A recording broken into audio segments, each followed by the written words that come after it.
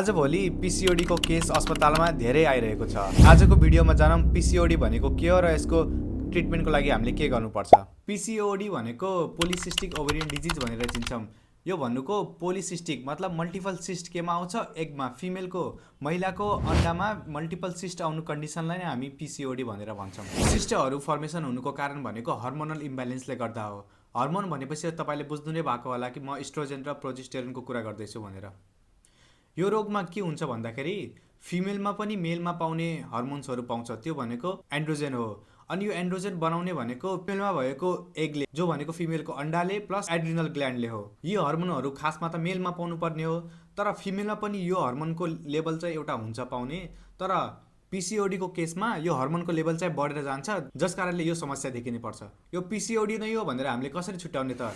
यसका 5 लक्षणहरू सुन्नुहोस् है त। पहिलो भनेको महिनावारी एकदमै गडबडी देखिनु। तपाईँको मेन्सुरेसन एकदमै इरेगुलर छ भने त्यो भनेको पहिलो कारण हुनसक्छ। अनि इरेगुलर भन्नुको मतलब कहिले 21 दिनभन्दा कममा महिनावारी हुने, कहिले 35 दिनभन्दा बढी लाग्ने महिनावारी हुनमा। दोस्रो साइन भनेको अनुहारमा एकदमै धेरै पिम्पलहरू आउनु। तेस्रो साइन भनेको महिलाहरूमा पनि डालीजुङ्गा पलाएको देखिन्छ। चौथो भनेको ती महिलाको तौल एकदमै बढेर जानु हो। पाँचौँ साइन भनेको छालामा एकदमै कालो कालो धब्बाहरू विभिन्न शरीरको भागहरूमा आउनु। यी भनेको 5 साइन हुन् जसमा हामीले पीसीओडी हो भनेर कन्फर्म गर्न सक्छौँ। प्लस यसपछि हामी ट्रिटमेन्टतर्फ लगाऊँ है त। यसको उपचारमा जाँदाखेरि पहिलो स्टेप भनेको हामीले तौल घटाउनुपर्छ। जो मान्छेहरूमा एकदमै बढी तौल छ त्यो मान्छेहरूले तौल घटाउनुपर्छ। त्यसको लागि रनिङ गर्ने, डाइट प्लानहरू बनाउने, जिमहरू जान सक्नुहुन्छ, योगाहरू गर्न सक्नुहुन्छ। अर्को उपाय भनेको हजुरले हर्मोनल थेरापीमा जानुपर्ने हुन्छ।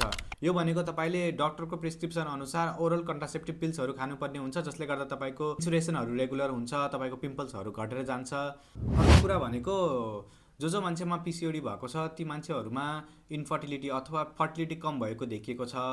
यसको उपाय भनेको, यसको ट्रिटमेन्टको उपाय भनेको तपाईँले विभिन्न औषधिहरू लिन सक्नुहुन्छ र ती औषधिहरूले तपाईँको ओभरीमाबाट ओभम रिलिज गर्न हेल्प गर्छ, जस कारणले तपाईँको फर्टिलिटी पनि बढ्न सक्छ।